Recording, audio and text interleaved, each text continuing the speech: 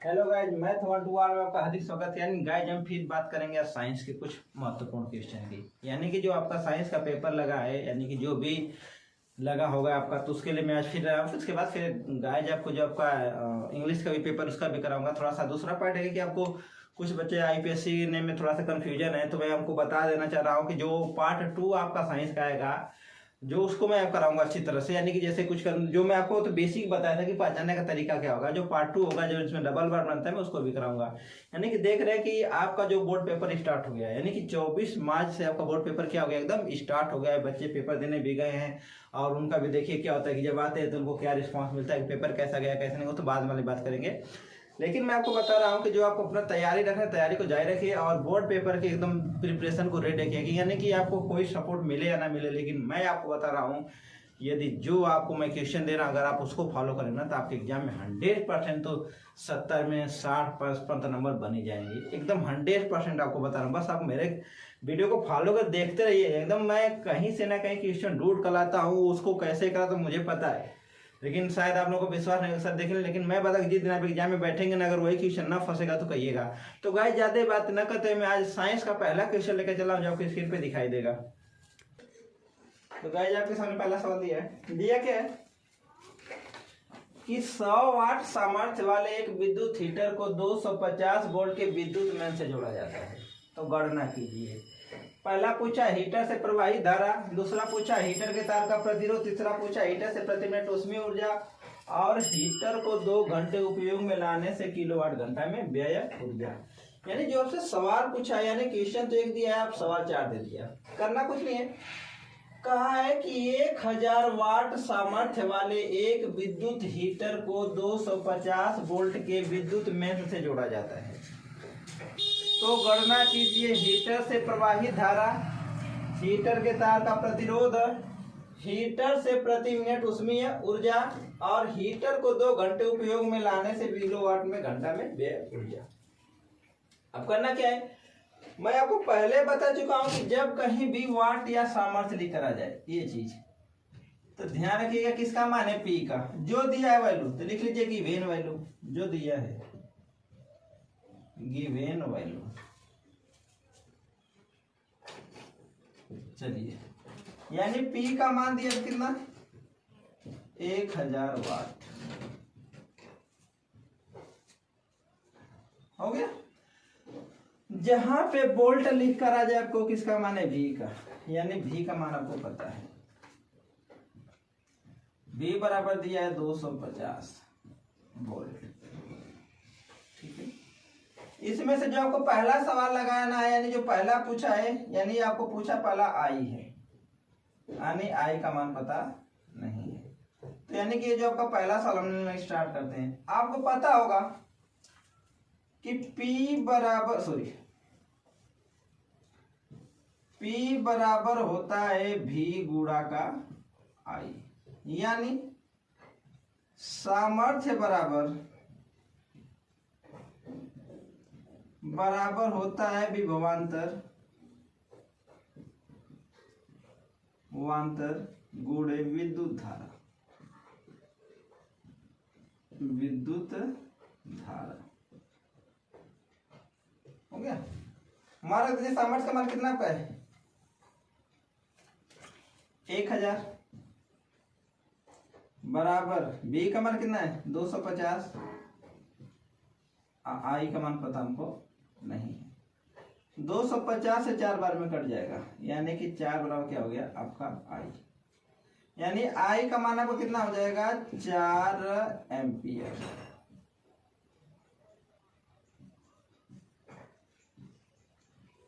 नहीं गाइस, जो आपसे सवाल पूछा था, दिया था कि 1000 वाट सामर्थ्य वाले एक विद्युत हीटर को 250 वोल्ट के विद्युत मेन से जोड़ा जाता है, तो गणना कीजिए। हीटर से प्रवाहित धारा, हीटर के तार का प्रतिरोध, हीटर से प्रति मिनट ऊष्मीय ऊर्जा, हीटर को 2 घंटे उपयोग लाने से निकले घंटा किया। तो जो आपका पहला सवाल दिया था, यानी कि हीटर से प्रवाहित धारा, तो जो हीटर से प्रवाहित धारा हमारा कितना निकल गया, 4 एम्पियर निकल गया।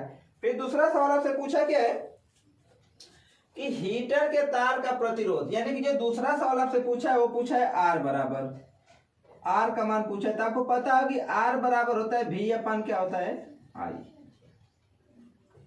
हो गया। आर का मान पता नहीं, कोई दिक्कत नहीं है। बी का मान पता है, हाँ कितना 250। आई का मान कितना आपका है 4 है, 4 से भाग दीजिए। 4 छक्का 24, 4 दूना 8, 4 5 20 ओम।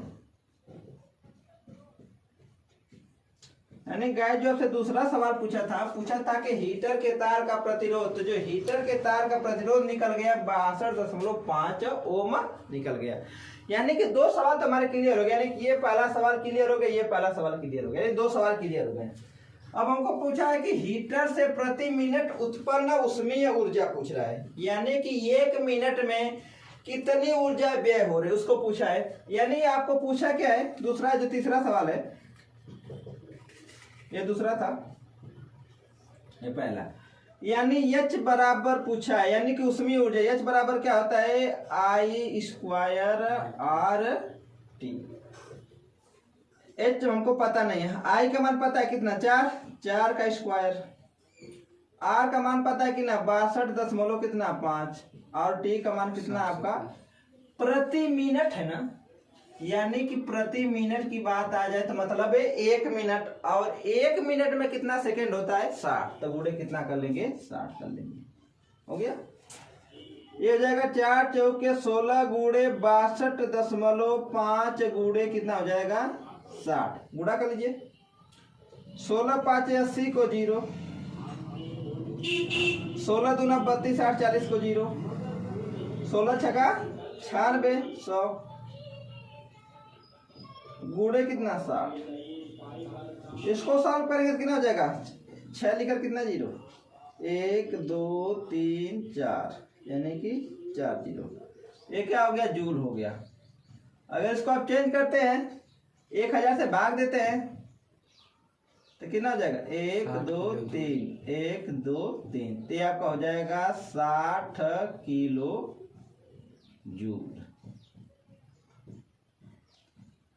यानी कहने का मतलब गाइस जो आपसे सवाल दिया था, यानी कि जो तीसरा सवाल आपका क्या हो गया, सॉल्व हो गया। दिया था कि हीटर से प्रवाहित धारा 4 एम्पीयर निकल गया, हीटर के तार का प्रतिरोध निकल गया कितना 62.5 ओम। फिर पूछा है हीटर से प्रति मिनट उष्मीय ऊर्जा कितना निकल गया 60 किलो जूल या चाहे 6000 जूल।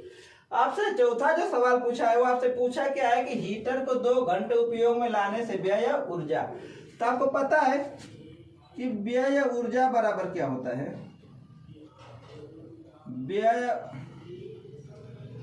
ऊर्जा बराबर होता है आपका वाट गुणा घंटा, वाट गुणे घंटे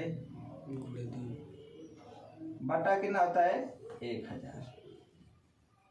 हो गया, तो कितना वाट का है 1000 वाट। घंटा कितना 2 घंटा दिया ये, बटा कितना पड़ जाएगा 1000। 1000 से इधर क्या होगा, कट गया, कितना बचा आपका 2 किलो वाट।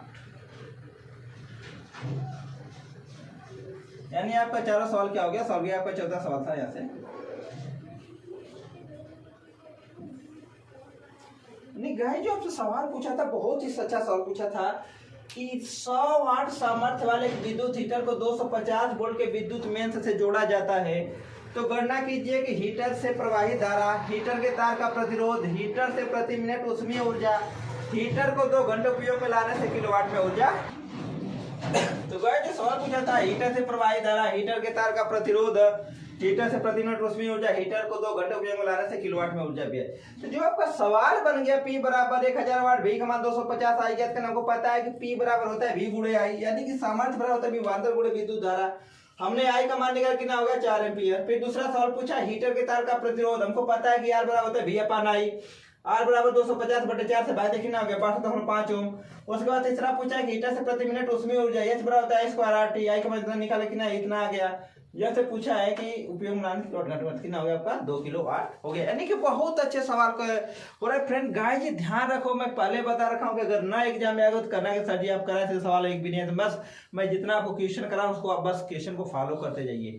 आपके सामने अगला क्वेश्चन लेकर चला जो आपको स्क्रीन पर दिखाई देगा। गाइस जो आपका सवाल दिया था बहुत ही अच्छा सवाल है। दिया क्या है कि 220 वोल्ट व 10 एम्पीयर धारा वाले विद्युत मोटर द्वारा आधे घंटे में 40 मीटर की ऊंचाई पर स्थित एक पानी की टंकी में कितना पानी चढ़ाया जा सकता है। कितना पानी चढ़ाया जा सकता है। मोटर की कार्य दक्षता 80% है पृथ्वी के ऊर्ध्वाधर तरफ जी। यानी मैं पहले आपको सवाल समझा रहा हूँ, यानी मतलब समझे कि कोई ये मोटर लगा यहाँ पे, ये आपका मोटर लगा है और इस मोटर से क्या हो रहा है कि एक टंकी में पानी हमको चढ़ाना है, ध्यान रखिएगा। और मान लीजिए टंकी आपके ऊपर लगी गई है, हो गया। अब कह रहा है कि जो टंकी है वो यहाँ से इसमें पानी मान लीजिए चढ़ाना है इसको ऐसे, ठीक है। मान लीजिए आपका मोटर लगा है, चलिए मोटर रहा है और टंकी में पानी भरना है और कह रहा है कि जो टंकी है ना यहाँ से यहाँ तक की जो ऊंचाई उसकी है 40 मीटर की ऊंचाई पर टंकी रखी गई है, 40 मीटर की ऊंचाई पर रखी गई है।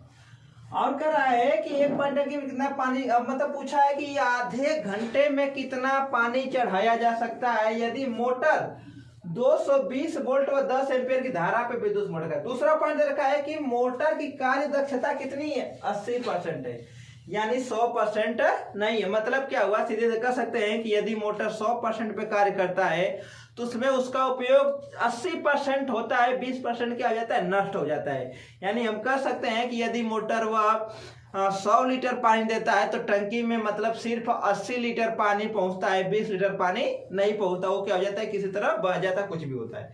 यानी करने मतलब इसका ए हुआ, ठीक है। यानी ऐसे कुछ है। तो मैं फिगर मिटा रहा हूं, इसको सवाल को कैसे सॉल्व करेंगे देख लिया जाता है। अब बात और ये कर रहा है कि ये जो जो दिया है, पहले बात तो वैल्यू रख लीजिए, जो जो गिवन उसको रख लीजिए। दिया क्या है आपका,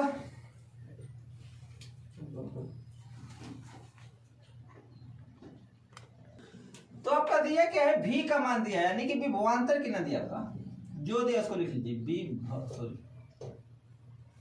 विभवांतर आपका दिया है 220 वोल्ट, 220 वोल्ट हो गया। धारा कितना दिया है, यानी धारा जिसको हम बोलते हैं आई से, वो दिया कितना, 10 एम्पियर, ठीक है। और समय कितना दिया, आधा घंटा, जो टाइम दिया यानी समय, समय दिया यानी कि टी कितना दिया आपका, 30 मिनट। क्लियर हुआ। अब बात करते हैं, अब सवाल जो हमारा सवाल होगा लिखेंगे क्या, 30 मिनट में, 30 मिनट में मोटर द्वारा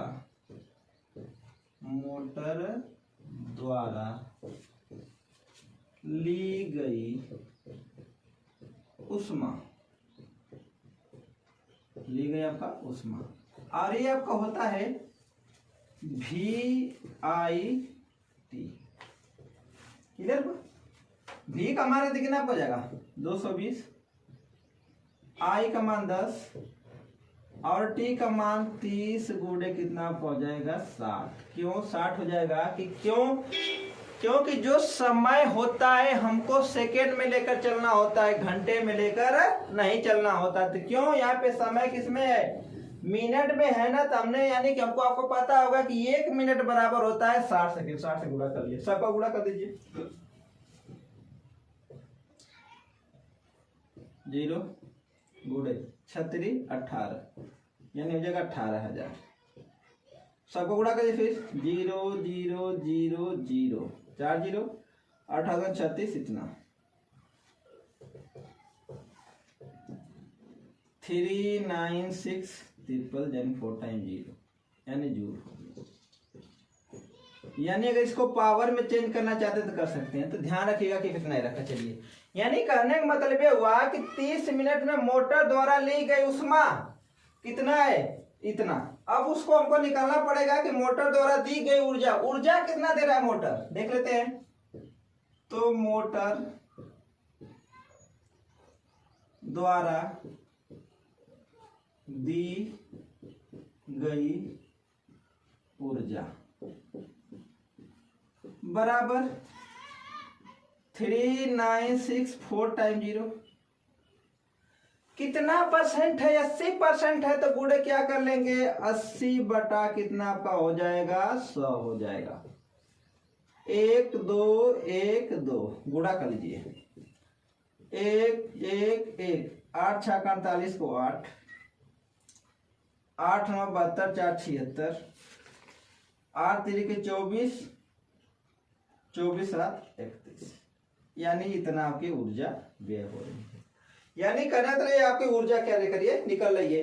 अब आपसे पूछा क्या, यानी कि जो ऊर्जा जूल हो गई। अब आपसे पूछा क्या है, ये तो हो गया कि मोटर कह रहा है कि गुरुत्वाकर्षण कितना पानी चढ़ाया जा सकता है। तो मान लेते हैं,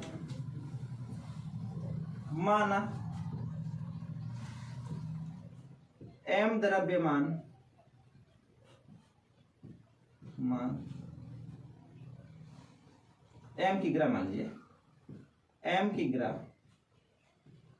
पानी चढ़ाया जा सकता है, पानी चढ़ाया जा सकता है। तो आपको पता होगा कि द्रव्यमान गुणे गुरुत्वीय त्वरण, त्वरण गुणे ऊंचाई बराबर आपका होता है दी गई ऊर्जा, दी गई ऊर्जा। यानी कहना तो द्रव्यमान मतलब m गुणे g गुणे h बराबर कितना आपका जाएगा, 3168000 हो गया। m का मान पता नहीं है, कोई दिक्कत नहीं है। g का मान कितना है 10, h का मान कितना आपका दिया है शायद यहाँ पे 40, तो 40 हो गया, बराबर कितना हो जाएगा 31683 टाइम 0। m बराबर आपका हो जाएगा 31683 टाइम 0 बटा कितना हो जाएगा 400। 1 2 1 2 m का मान कितना आया 31680/4 बात दीजिए, 4 7 28 बच गया 3, 4 9 36, 4 2 8 11।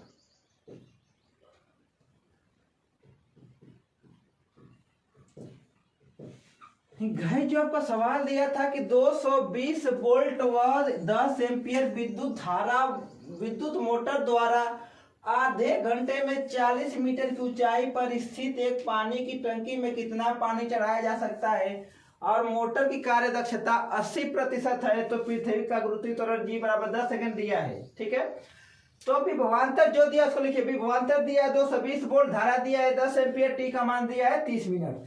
तो 30 मिनट में मोटर द्वारा ली गई उष्मा VIT, V का मान कितना 220, I का मान 10, T का मान 30 मिनट है, उसको किस में चेंज किया सेकेंड में, सबका गुणा किया था आपका इतना जूल आ गया। क्लियर हुआ। अब पूछा क्या है कि मोटर कितना हमको ऊर्जा दे सकता है 80%, यानी टोटल का 80% लिखा है। तो मोटर द्वारा दी गई ऊर्जा टोटल का 80 बटा का 100, कोई भी चीज परसेंट में तो बटा 100 करते हो गया। तो हमको कितना ऊर्जा दे रहा है आपका, इतना ऊर्जा दे रहा है। अब हमको पता है कि पूछा कितना पानी चढ़ाया जा सकता है, हमने मान लिया कि माना m की ग्राम पानी चढ़ाया जा सकता है। तो होता फार्मूला क्या होता है, द्रव्यमान गुणे गुरुत्वीय त्वरण गुणे ऊंचाई बराबर दी गई ऊर्जा। द्रव्यमान मतलब m, गुरुत्वीय त्वरण मतलब g, h का मतलब ऊंचाई बराबर दी गई ऊर्जा आपको हमने निकाला है। m का मान हमको पता नहीं है, g का मान यहाँ पे देखिए 10 है और h का मान 40 दे रखा है, सबसे गुणा किया तो मतलब कर रहा है कि आधा घंटा में हम 40 मीटर की ऊंचाई की टंकी पर 7920 किग्रा पानी चढ़ा सकते हैं, यानी जो आपका सवाल पूछा था। फ्रेंड आपके सामने मैं अगला क्वेश्चन लेकर चला हूं जो आपकी स्क्रीन पर दिखाई देगा। गाइस आपके सामने अगला सवाल दिया है,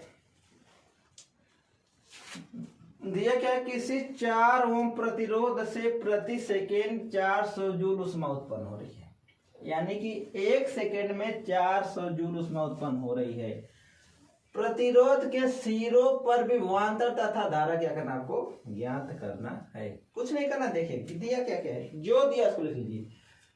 यानी कि 4 ओम प्रतिरोध, यानी क्या दिया है, आर का मान दिया है आपका 4 ओम। क्लियर हुआ। प्रति सेकेंड, यानी प्रति सेकेंड मतलब टी का मान कितना दिया आपका 1 सेकेंड।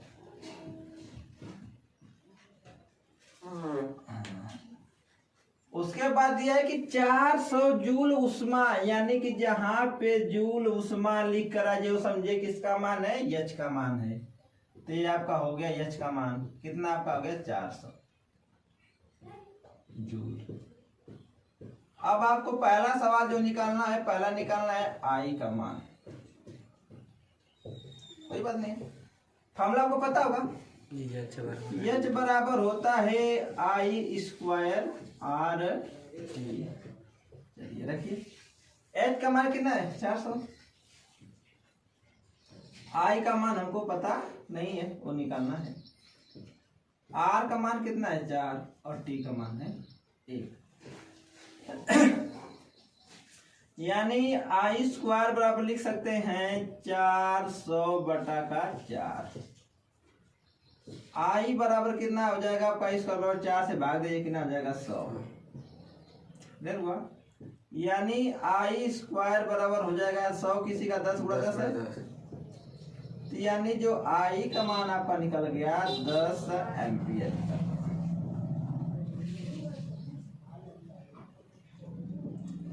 यानी गाइस जो आपसे सवाल दिया था कि किसी 4 ओम प्रतिरोध से प्रति सेकेंड 400 जूल उष्मा उत्पन्न हो रही है, प्रतिरोध के सिरों पर विभवांतर तथा धारा क्या करना आपको ज्ञात करना है।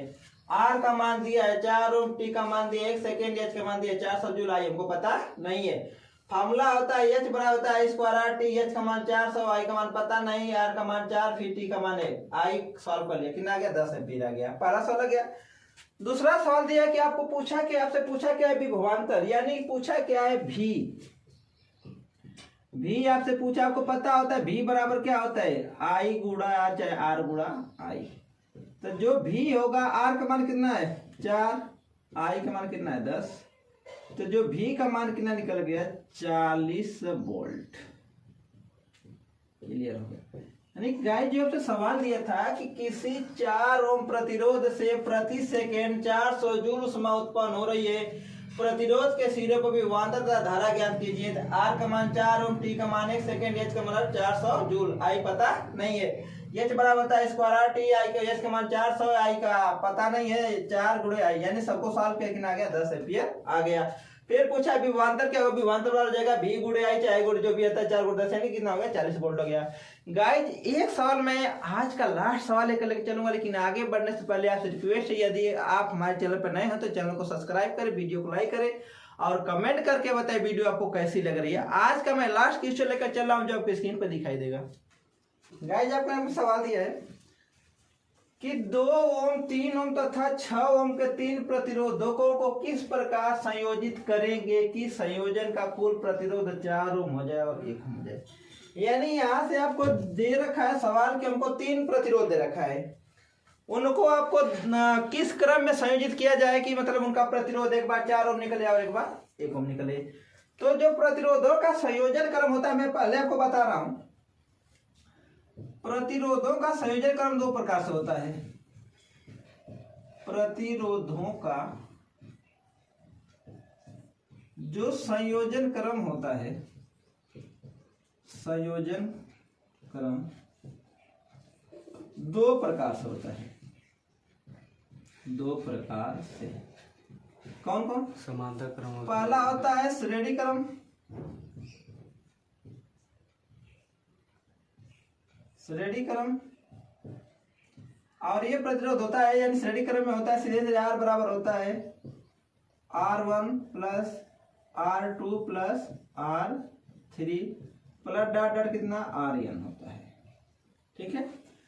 और दूसरा होता है समांतर क्रम। क्या होता है समांतर क्रम? ये होता है 1/r equal to 1/r1 plus 1/r2 plus 1/R3 और प्लस डॉट डॉट कितना 1/RN होता है। ठीक है, अब कहने मतलब कभी आगे डायरेक्टली क्वेश्चन पूछ देता है कि किसमें धारा अधिक बहेगी, किसमें, यानी क्वेश्चन पूछ डायरेक्टली कि श्रेणी क्रम में धारा अधिक बहती है कि समांतर क्रम में। मैं आपको बता रहा हूं कि श्रेणी क्रम में क्या होगा, प्रतिरोध अधिक होगा। क्या होगा, प्रतिरोध अधिक, धारा कम। धारा क्या होगी, कम होगी। समांतर क्रम में प्रतिरोध कम, प्रतिरोध कम, धारा क्या होगी, अधिक होगी। धारा अधिक। नहीं गाइस, जो दिया था, जो आपका सवाल में, कोई सवाल में अभी सॉल्व नहीं किया, बस मैं आपको बता रहा हूं कुछ पॉइंट है, ये आपको पता होना चाहिए कि प्रतिरोधों का जो संयोजन क्रम दो प्रकार से होता है, एक होता है श्रेणी क्रम, एक होता है समांतर क्रम। तो श्रेणी क्रम में क्या होता है, प्रतिरोध अधिक होता है, धारा कम होती है। फिर समांतर क्रम में क्या होता है कि प्रतिरोध कम होता है, धारा अधिक होती है। कभी कभार से आप डायरेक्टली क्वेश्चन पूछ देता है कि इसमें धारा अधिक प्रवाह होगा। ये तो हमारा सवाल था। अब कह रहा है कि इनको किस क्रम में जोड़ा जाए।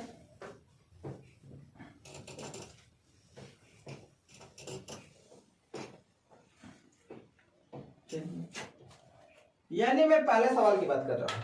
पहला हमको लाना है, पहला सवाल हमको बनाना है 4 ओम। क्या बनाना है, 4 ओम बनाना है। तो मेरा कहने का मतलब ये हुआ कि इन तीनों को जोड़कर हमको 4 बनाना है, यानी कि 2 को, 3 को और 6 को जोड़कर क्या बनाना है, हमको 4 बनाना है। ठीक है, तो पहले ध्यान रखिए कि 2 ओम है ना, 2 ओम से कोई मतलब मत रखिए। अब ऐसे किस क्रम में जोड़े कि 3 और 6 को कि वह 2 हो जाए, फिर 2 और 2 को जोड़ लेंगे तो 4 हो जाएगा। कोई बात नहीं है, मैं जोड़ना स्टार्ट करता हूं। मैंने फिगर ड्रा किया,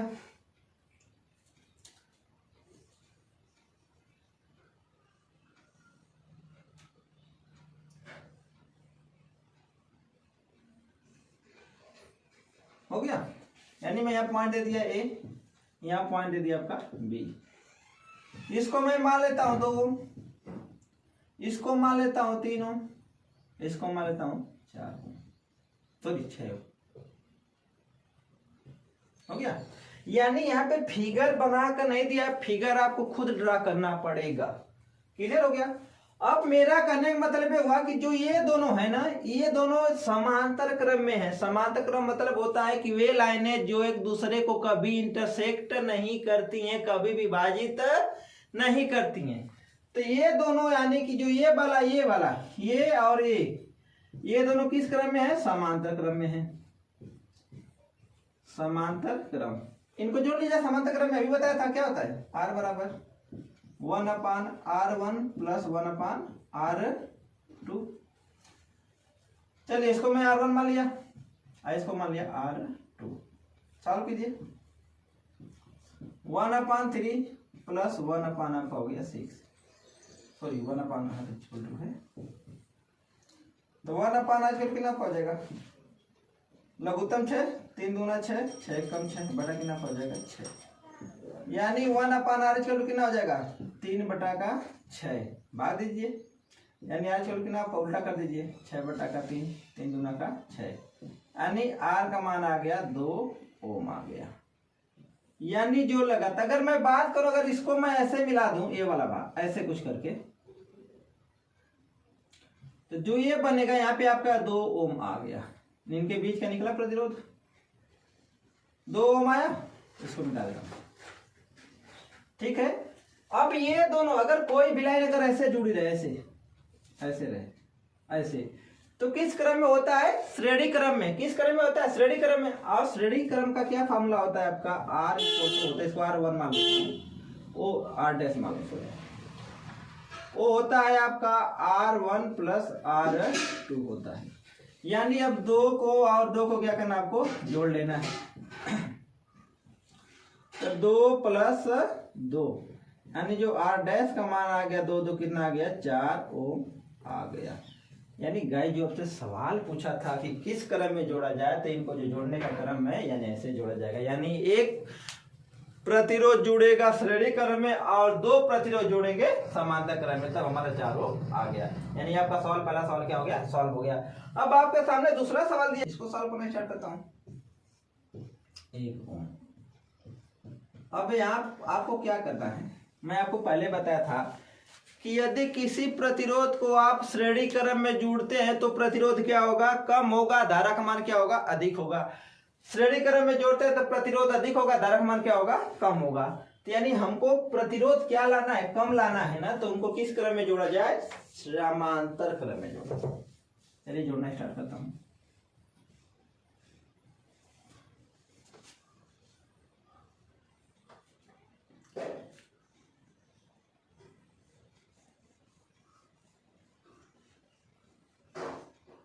या कुछ ऐसे जुड़ेगा, मान लीजिए फिर ऐसे अपना, इसको ए मान लिया, इसको क्या मान लो, बी।